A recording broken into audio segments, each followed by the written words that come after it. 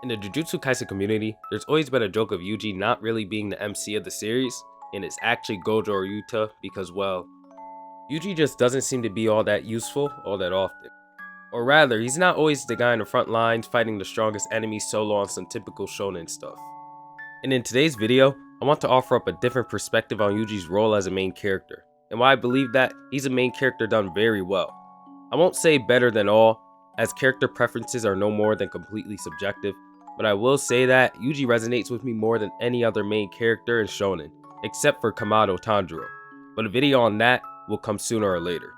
With that being said, if you enjoy content such as this, don't forget to leave a like and subscribe, and now let's get into the video.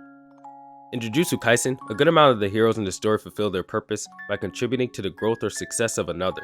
For example, before the events of the Culling game, Mai sacrifices herself and her remaining life force for the sake of Maki receiving another chance at life, and a fighting chance against the Zenin, resulting in the clan's complete obliteration. But where this idea seems to repeat itself most is with the protagonist, Yuji Itadori, where a lot of the character's efforts, directly or indirectly, result in him increasing his strength. Such as in the first chapter of the series, Wasuke, Yuji's grandfather, curses Yuji with these words: "You're a strong kid, so help people. It doesn't have to be all the time, but just whenever you can. You may feel lost, don't expect gratitude, just help them. When it's your time to go, make sure you're surrounded by others.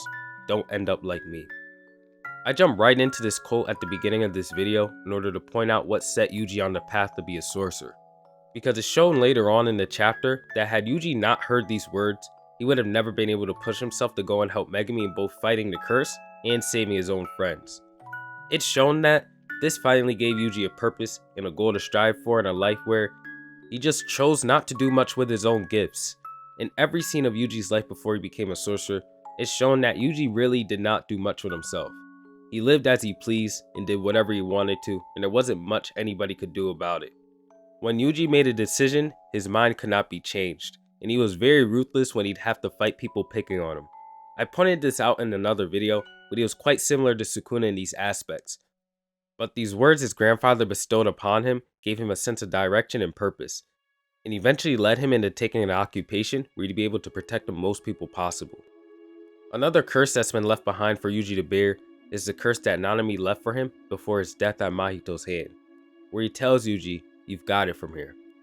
This curse is to pick up the baton from where Nanami will leave off, and to continue killing all curses as if he were no more than a cog, hence his final speech to Mahito before Kenjaku came in and absorbed him. Not only does it make Yuji hyper-focused on ending the cycle of curses, but this curse reinforces Yuji's selfless nature that seems to have already come from his grandfather, giving him the strength to not only complete the battle against Mahito, but to attempt to survive against Yuta as best as he could despite the overwhelming odds.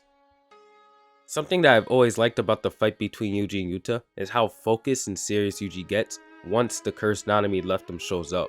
It's always been an interesting detail, and I wonder if something similar will happen again in the future.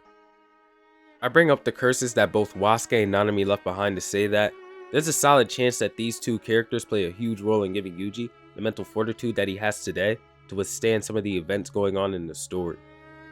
No matter how hard or bad things have gotten for him, he still has always been able to instantly jump into action because he needs to prioritize protecting those around him. The sacrifices that these two have made have contributed to the foundation of Yuji's mental fortitude, and not only that, they live on through Yuji as well. I want to say that Yuji now more than ever is going to do what he can to live up to both Nanami and his grandfather's words because he has no reason to allow himself to die anymore. With Sukuna gone from his body, there is not a single net positive to him dying, whereas before, as messed up as it is to say this, he'd be saving thousands of lives by allowing himself to die, and at the time of Megumi's possession, he'd agree. To culminate my point here, I bring up these two curses that have been left on to Yuji as the first examples of what these characters have done for the protagonist, and how they live on through said protagonists despite them passing away. The efforts of Wasuke and Nanami persist through the existence of Yuji, who has no choice but to carry their wills forward. These curses and their roles are more interesting than their effects on Yuji as well though, as a strong amount of Yuji's mental fortitude comes from these curses. He's in another way a parallel to Sukuna, who is renowned as the king of curses. Maybe the weight that Yuji has to carry in the form of these curses could be a twist on that title, but who knows. I just wanted to throw the idea out there. Nanami and Wasuke are not the only characters to partake in such a theme though.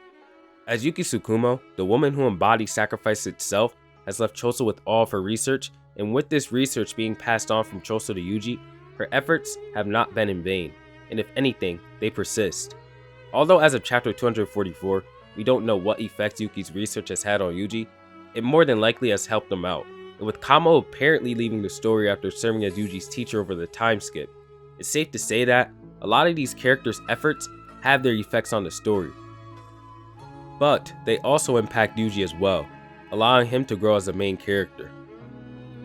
Had Kamo and Yuki not persisted to the present moment, Yuji would have never been as powerful as he is today. And I think that should be noted. Where I can tie the knot on all these ideas is in Yuji's final speech against Mahito. Him saying, "I don't need to find meaning or a reason. Maybe 100 years after my death, the meaning behind my actions will become apparent. In the grand scheme of things, I'm probably nothing more than a cog, but I'll keep killing curses for as long as I can. That's my role in all of this." Yuji in this quote proclaims that his priority will be to eradicate as many curses as he possibly can, and he will do so as if he were a mindless cog in a machine, relentlessly killing curses until not a single one is left for extermination, or he's working towards the eradication of cursed energy, which will also cease the existence of curses. If Yuji did read Yuki's book and her research, he is more than likely aware of eradicating cursed energy to get rid of curses as a whole to be the optimal solution. In the end, the current goal of Yuji's encompasses the goals of everyone who sacrificed themselves for him or for the sake of Jujutsu society, while simultaneously requiring him to foil Kenjaku's plan for the sake of success. As Kenjaku will require cursed energy to exist in order to create his merger. Speaking of Kenjaku, this is why I don't believe that his role in the story is completely done despite Yuta defeating him. And it's because a lot of characters who have been hurt or killed by Kenjaku have a strong relationship to Yuji and have contributed to his growth as a sorcerer. Yuji being the one to carry their wills through their contributions and defeat Kenjaku himself would show that most of these characters had more purpose than everyone had initially believed, and it would also resolve their character arcs for the people who believe that a character arc needs to come full circle for it to be completed. There is the case that Kenjaku could be dead after the events of chapter 244, and this works as well. It would be a twisted parallel of the death of Yuki Tsukumo, and as her will lives on through both of Kenjaku's children, Yuji and Choso, Kenjaku has stated to Yuta that his will shall be carried on itself, likely being represented by his final creation, the Tengen merger.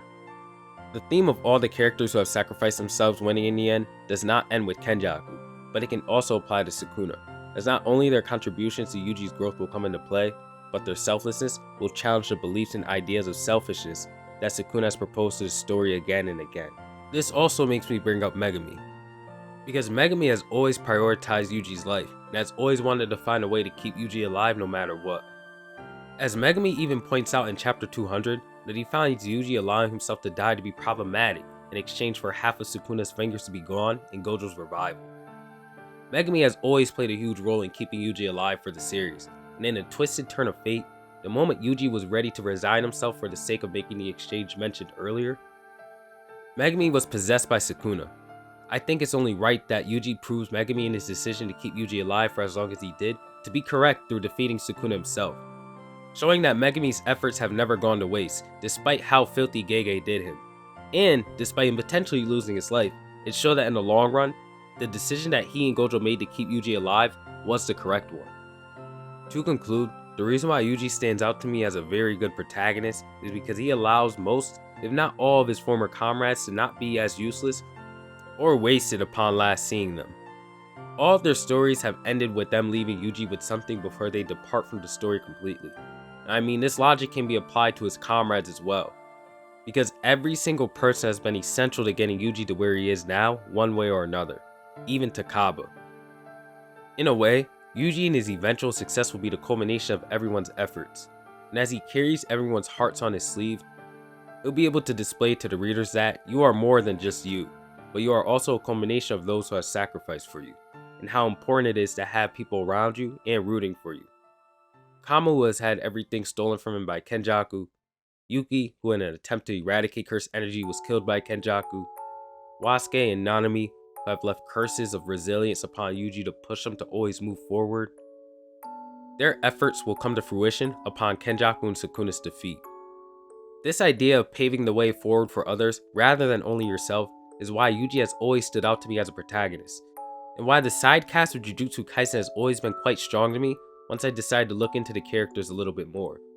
If Yuji is the one to defeat Kenjaku and Sukuna, it will be awfully satisfying to me, as there are tons of characters who deserve to get their getbacks on Sukuna and Kenjaku, but everybody realistically just can't. So allowing a strong amount of the cast to have a story that leads up to them aiding Yuji in an essential way for him to defeat the two is more than satisfactory enough for me. That being said, if you guys enjoyed the video, thank you so much for watching, and of course, I'll catch you guys in the next one. Peace out.